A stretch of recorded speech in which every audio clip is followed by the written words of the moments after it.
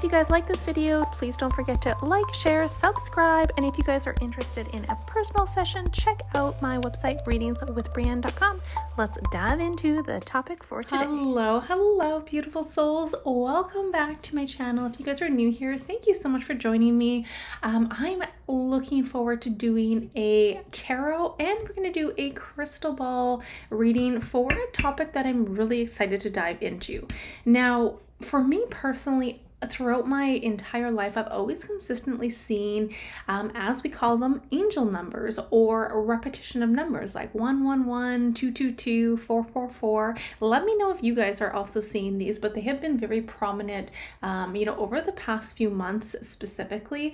And I really wanted to dive into this because I'm gaining more and more interest in just a love for numerology itself. And I really want to, again, focus a lot of my new readings on interpreting and seeing if we could dive into the depths of numerology and some of the old ancient techniques as well. So we are going to do a reading today on angel numbers, but I want to see if we can dive into the depths of it more than just the, let's say, surface level love and light interpretations. Okay, so let's really dive into it from a metaphysical and esoteric sense and see what we can uncover when it comes to the hidden truths between the angel numbers or repetition numbers. So let's dive right in, lovely souls. Now, I think a majority of the collective is somewhat familiar with seeing a repetition or a pattern of numbers known as angel numbers, and we can really on the, surface level see them as, absolutely being connected with our ancestors, with our spirit guides, with messages from the angels or our loved ones as well. And I do think all of that can be very much true, but I think it does go much deeper than that. And I wanted to see what we can get with the tarot. So let's start with pulling some oracles and tarot, and then we'll do a crystal ball reading when it comes to the, let's say, the hidden truths behind the angel numbers. So Spirit, what can you share when it comes to the energy of angel numbers? What can you share? Ooh, okay, so we've got the healer right off the bat. Interesting, because the Ten of Pentacles wanted to come out. And my Ten of Pentacles as well is a card of our lineage, our ancestors. So that comes out very strongly with that. What else can you share? Let's get another card, Spirit, for the overall energy when it comes to the depths of numerology, but specifically angel numbers. We have the eternal child. All right, so let's pull some tarot, and we'll pull some more oracles as well and see if we can dive into that. But we're off to a really good start and a really good energy with the healer, the eternal child, and that Ten of Pentacles that wanted to fly out. What can you share with us when it comes to the overall energy of angel numbers, Spirit? Let's look at a general energy, and then I want to ask some specifics as well. All right, so we have Knight of Swords. Interesting. We have the Devil, the Strength card, Nine of Wands. There's that Ten of Cups. I was going to say, I feel like the Ten of Cups is going to come out. Okay, I'm really interested to see the cards that have come out here, because I have to say, look at this. We even have I'm going to keep that one there. We even have the Two of Swords on the back of the deck. And I keep getting a phrase that comes to me here. Choice point, choice point, choice point. That's the term I keep getting in my mind here. So we're going to dissect this a little bit further. I am really excited to see what has come out here, because it's given me a bit of a confirmation in what I've been intuitively feeling. Because when we look at angel numbers, a lot of the times I feel like we can label them as like a sense of comfort, like our angels are watching over us, right? I'm not saying that's not true, but the hidden energy behind them is actually these angel numbers are meant to act as a catalyst, not necessarily as a comfort, okay? And that's what's really strongly coming out, because we have the Knight of Swords when it comes to the angel numbers and their placement. And what's catching my eye in the crystal ball right now is this round ball with these like holographic blue wings coming out, but they're sharp, they're like to the point, they're very direct, the energy. And I'm getting a very similar energy out of this Knight of Swords. And when you think of it and you dissect that energy, swords are all about like urgency. This is reactive. This is truth-seeking energy. And this is showing me here, it's really suggesting that these angel numbers are coded messages, yes, but they're there to cut through the noise, okay, you guys?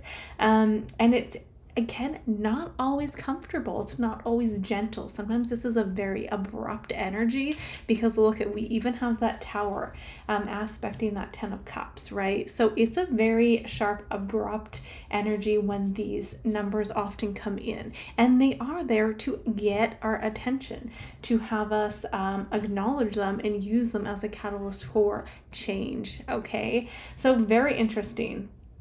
So all in all, like the hidden energy right off the bat is showing me that they're meant to disrupt. They're not necessarily there to soothe us, okay? And I think that's one of the, from what I can share from my perspective, one of the biggest misconceptions about angel numbers. So moving forward, we have that 9 of Wands energy, and this is showing like someone being spiritually tired, maybe even skeptical with angel numbers, like, oh, it's just a coincidence. No, I'm sorry, but it is not a coincidence.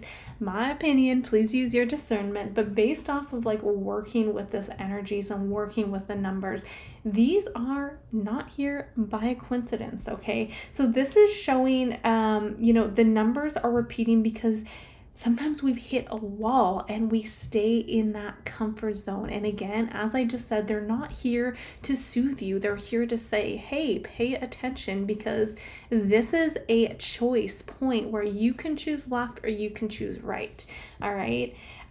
So again, it is that threshold. And I think for a lot of us too, what I'm seeing is the moment you guys start seeing a repetition of numbers, it's showing an energetic fork, and it's asking you again, do you continue on your current path, or are you going to align to the higher messages that are coming in here, okay? So something that I find really interesting, as we're looking at angel numbers, I think the last card we would expect to see is the Devil pop out. And I really want to dissect this one. Now, there's two different things that are coming up. Now, one thing with this Devil card is when we look at some of us using angel numbers as almost as a crutch, and when I say that, it's in terms of like spiritual bypassing. It's almost like a way to avoid real change because we are consistently using it in terms of, again, as like I said, this crutch in terms of, yeah, like I'm on the right path, I'm on the right way, but making sure that you guys are tuning in and you're not being emotionally or manipulated by yourself or external forces as well here. So I almost see this, you guys, as sometimes it's going to differ depending on where you're at. It's not like a one size fits all. It's really about looking at your energy, where you're at on your journey, because from what I can see as well, it's almost like what with this Devil, it's these angel numbers that appear are almost trying to shake you out of a false sense of security or a false sense of like spiritual dependency as well. So that's a really interesting message that's coming out for you guys here.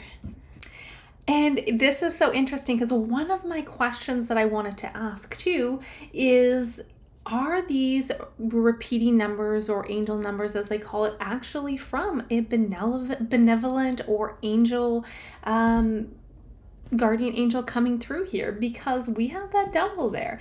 And the hidden truths, you guys, this is so interesting. Like, well, probably one of my favorite readings here that I've done. This is so interesting because what I'm seeing too is, you guys, yes, absolutely, they can be our angels, our guards, our guardians, our ancestors, our loved ones. Yes, I'm not saying that that's not the case, but often a lot of these new age circles promote, all of these, 111s and 555s and 444s and these repeating patterns to be from our angelic beings, and that is not always the case, you guys. This is showing that they are frequency nodes, and they are very much like a numerical transmission, and that can, yes, come from the system, that can come from the light or the dark or the divine, or also the artificial as well. So let me give you an example. We can look at the number 444, right? When you see 444 on a true angelic energy frequency note, absolutely, it can represent divine support. It can represent reassurance, cosmic guidance, right? But when you're looking at 444, when it comes to, let's say, more like imposters or ancestral beings that are imposters, this is like sometimes to imitate signs and manipulate emotions to when it comes to hijacking common spiritual belief systems, because we've got that 10 of Cups as well, which is all about emotions, right? Being emotionally manipulated sometimes. And they are sometimes warning to course correct. And when we're dealing with like the artificial overlays or the matrix, as you call it too, this could represent certain entities that could trigger distractions or loops to keep us trapped. Very, very interesting that devil came out. And I think that's a really important note to mention, is like, just because we're consistently seeing these doesn't always mean it's all love and light, you guys. We really have to look at the side of things from our inner sense, right? Because how are you guys interpreting these angel numbers that are coming into your life? So I think an important message in terms of like how to discern when these angel numbers are popping up in your life, I want you guys to stop and see how your body is reacting in that moment when those angel numbers come in. Are these signs that's truthfully aligned with your higher self, with your sovereignty, or are these more aligned with keeping you in a loop or in a matrix, stuck with confusion and a fogged memory? Really ask yourself, okay? Feel your body will talk to you, you guys, if you listen to those subtleties. It's about being still and listening to the sensations. It's not always going to come through what you see with your eyes, okay? So very important to like stimulate your other senses as well. And you'll start to get to understand and be able to decipher what they truly mean in your specific life here.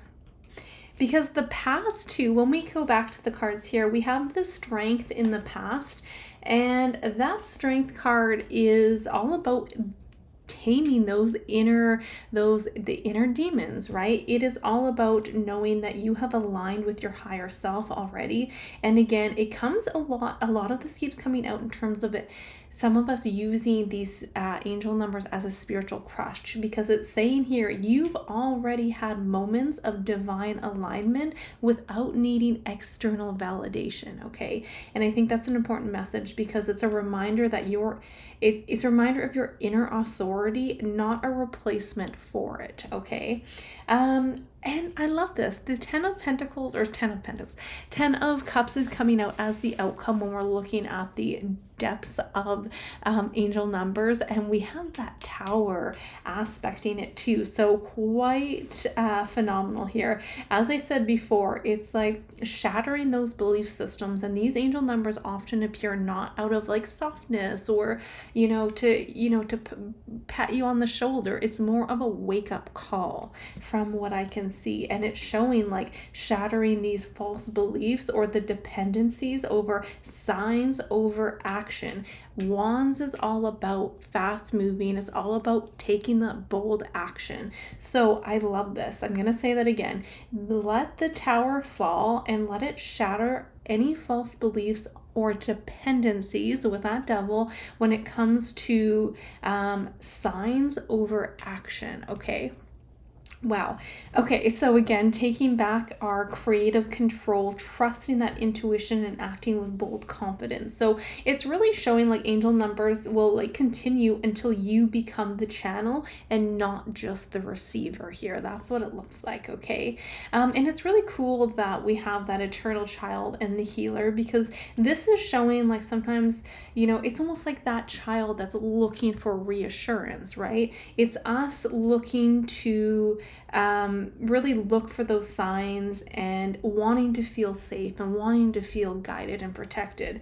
And then we have that healer energy, which is all about showing that the numbers are pointing you inwards towards your own ability to heal, to integrate, to ascend, you guys. Okay, remember, it's not about the external, it's about what's in here, and that's where you're gonna find the answers. Okay, so angel numbers equal wake up codes. That's what I can share with you guys.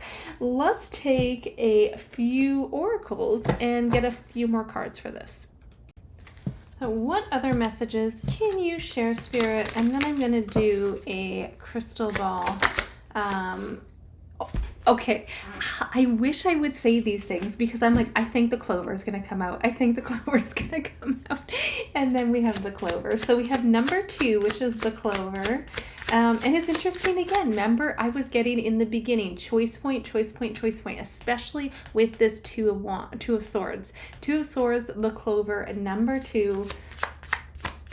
Any other messages? All right, 1 second. Just gonna grab those.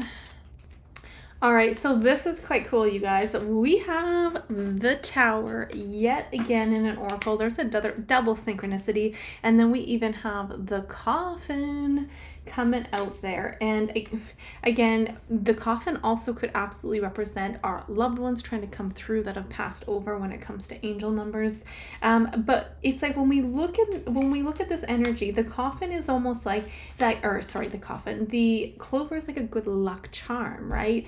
So this really represents sudden opportunities. It really shows like, it's like a chance, a divine timing, synchronicity, all of that lovely energy. So when that clover comes up and the angel numbers, it's like they're appearing as a brief window of synchronicity for you to act on and to shift your timelines, okay? That's what's coming up there. But again, it's about being present, about being aware, and being able to be willing to move and act, okay? Remember that Knight of Swords is that bold action and taking that movement here. So we look at that Coffin, especially when it's aspecting the Tower and the 10 of Cups. It's really showing like the old ways of interpreting signs is dying and your dependency is ending. So whether you guys become reborn into a new phase of becoming that transmitter and not just the receiver here. All right.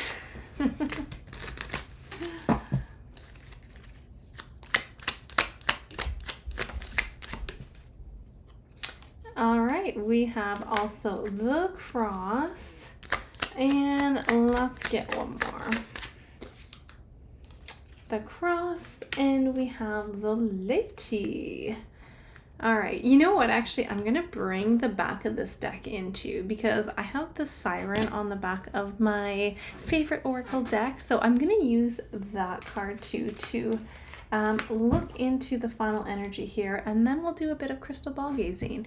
So when we again look at this in terms of the Lady, the Cross, and the Siren and how that connects to angel numbers, the Lady is all about that divine feminine. It's the intuitive self, right? And if we look at that, that's all about our intuition, the one being able to witness these synchronicities and the symbols.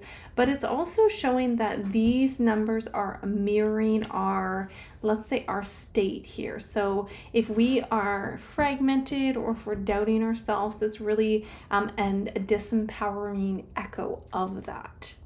And it's kind of neat. The Cross in this energy here really, to me, it screams a lot about soul contracts and also an energy of like suffering and silence too.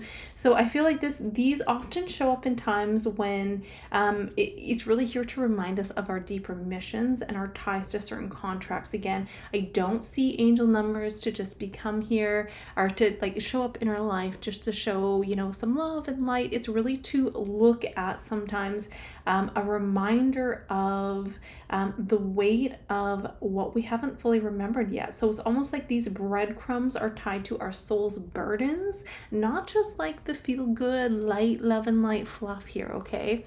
So that seems to be a big message that keeps coming out throughout this entire reading. And again, the siren, you guys, the siren is all about that lure, that pull, and it's that spiritual illusions wrapped in beauty. I have seen a lot of people rely so heavily on signs and synchronicities, and I'm all for them. I absolutely love them. But when you do use, again, as I said in the beginning of this, when you're using these angel numbers as a crutch, or you need them to show up in your life before you move forward or before you do anything, that's something to look at, because this is a sense of a spiritual distraction or some kind of like fascination with needing these angel numbers in your life. Okay, so it's here to kind of warn us also about the signs themselves, and not to chase them, you guys. Okay, it's not about chasing them. It's not about depending on seeing angel numbers. It's really, we don't need to be validated for them, but they're often showing up in our lives so we can look at them and say, okay, what is this trying to tell me in this time? Because again, a lot of the time it's pointing at some kind of a burden or something that we need to pay attention to, so we can look at, surrender, release, work on. Okay, so again, a lot of this that comes up, it's like a soul test, and it's really about when we get that the divine feminine here with the cross and the siren, showing that, you know, these are not just, you know, spiritual winks from our angels all the time. Okay, it is a divine feminine soul test is what I'm getting. And use your discernment regardless, especially when you're working with angels or ancestors or guides. Use your discernment as well, because this is a bit of mimicry coming up as well, especially with that siren. Okay, so quite interesting tarot reading so far. I hope you guys enjoyed that. I'm going to take a few minutes. I'm going to look in the crystal ball and see what other messages we can get. And then maybe we'll ask a few specific questions and see what else we can get when it comes to the energy of angel numbers. All right, so the first thing, okay, I am seeing like a mirror, but I'm going to talk about that in a moment, because what I'm getting right now is still very much connected to, again, this cross and also the coffin when we look at potentially our like soul contracts that are coming in, because it's almost like there's this woman writing a letter, but it's her writing this soul contract. And these angel numbers a lot of the time too are also reminders. Okay, they're reminders that we have given or inserted into our path to gain our intention, to like have us like see the bigger picture again, right? But the thing is, there is also distortion around it, because I have this mirror coming up and the numbers begin to distort, but it's almost like, okay, again, there are certain curious beings. Remember, we had that devil card, and we have the coffin. It's like the between the realms, the different kind of energies, different kind of entities as well. There are also curious beings that are curious about your energy. And what I'm seeing is like with this mirror, it's like some are like a test.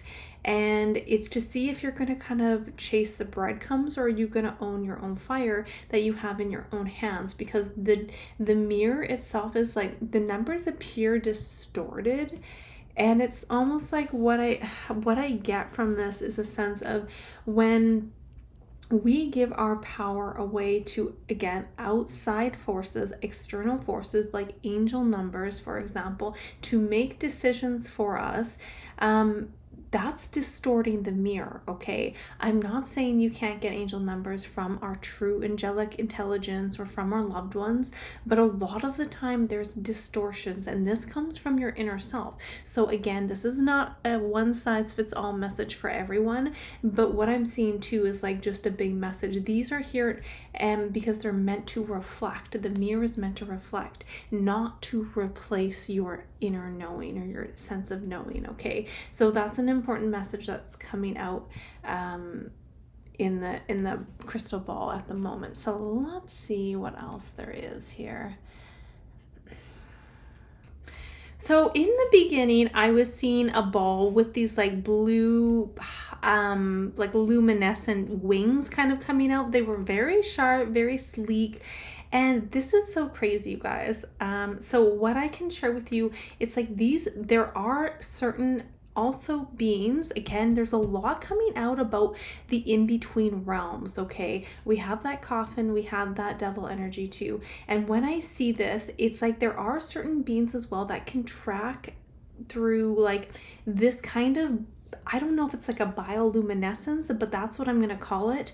But they are like breadcrumbs. They leave these breadcrumbs across dimensions, because what I'm seeing right now is just like all these different layers of dimensions and this bioluminescence blue that is coming out. Okay, so again, when you are just consistently seeing, let's say, repeating numbers as well, it may not necessarily be a message to you. Okay, it may actually be some kind of a ping or attracting your awareness in your frequency as well, because the kind of energy that's coming out as well is linked to like Egyptian or like Lemurian energies, and them using numbers for like frequency markers. Okay, because these are also different layers, but I'm also seeing them as like markers as well.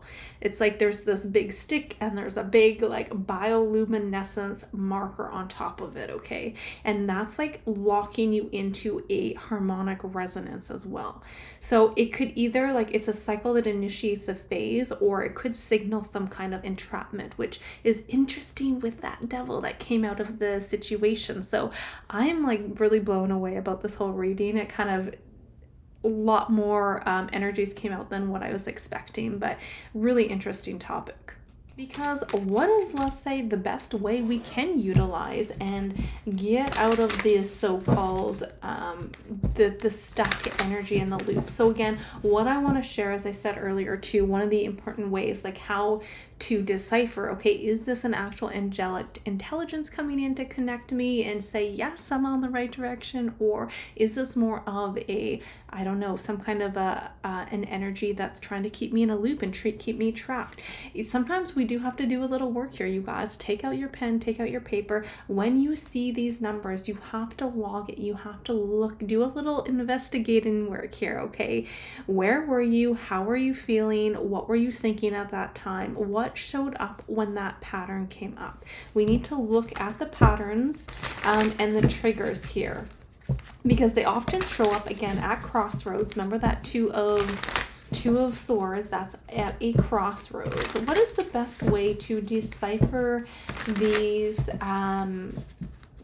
angel numbers? Spirit, what else can you share? Well, let's just get a few more cards and see what else comes up here. See, okay, 7 of Cups, Wheel of Fortune, and we have the King of Cups here.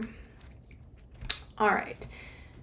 So it's quite interesting that the 7 of Cups came out. I'm not surprised. This is all about that smoke screen and mirrors, okay? And this could represent the angel numbers being a trap itself. And when I say that, it's when you use this in terms of confusion or fantasy, or maybe you're over identifying with the signs itself.